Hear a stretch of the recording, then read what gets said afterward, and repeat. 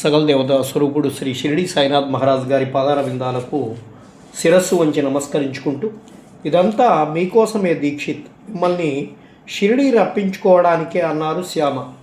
ఆనంద బాష్పాలు జలజల రాలాయి. అవును, నిజంగా ఇది బాబా లీలే అన్నాడు మిరిక.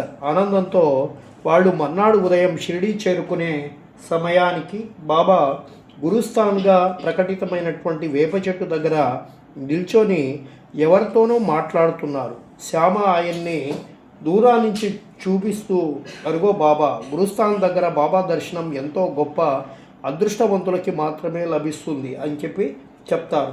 హరి సీతారాం దీక్షిత్ గబగబా వెళ్ళి బాబా పాదాలకి సాష్టాంగ నమస్కారం చేస్తారు. బాబా మందహాసం చేసి, వచ్చావా నువ్వు నా వాడివి, అందుకే నా మనిషిని పంపి నిన్ను రప్పించుకున్నా.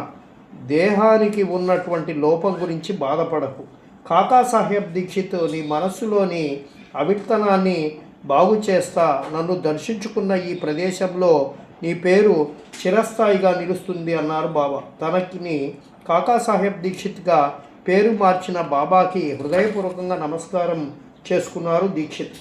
కాకాసాహెబ్ పేరు చిరస్థాయిగా నిలుస్తుందా, ఎప్పుడు ఎలా అనుకున్నాడో మనస్సులో శ్యామ. అలాగే బాబా సంకల్పించే ఎవరైనా ఆయన పాద సన్నిధిని చేరుకుంటారు. నాందేడ్లో జన్మించినటువంటి అబ్దుల్లా అతి చిన్న వయస్సులోనే అమీరుద్దీన్ అనేటువంటి ఫకీరుని ఆశ్రయించి సేవించసాగాడు. కానీ అతడి మనస్సులో ఏదో అసంతృప్తి ఉండేది. తన గురువు ఎవరో ఉన్నారని ఆయన దర్శనం చేసుకోవడానికి మనస్సు తహతహలాడేది. కానీ ఎవరా గురువు, ఎక్కడుంటారు? చాలా ఏళ్ళు గడిచిపోయాయి.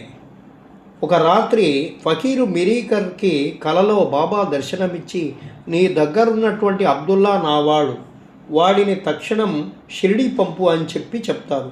2 మామిడి పళ్ళు సృష్టించి మీరుద్దీన్ చేతిలో పెట్టి, ఈ మామిడి పళ్ళు అబ్దుల్లాకిచ్చి పంపించు అని చెప్పి అదృశ్యమైపోతాడు.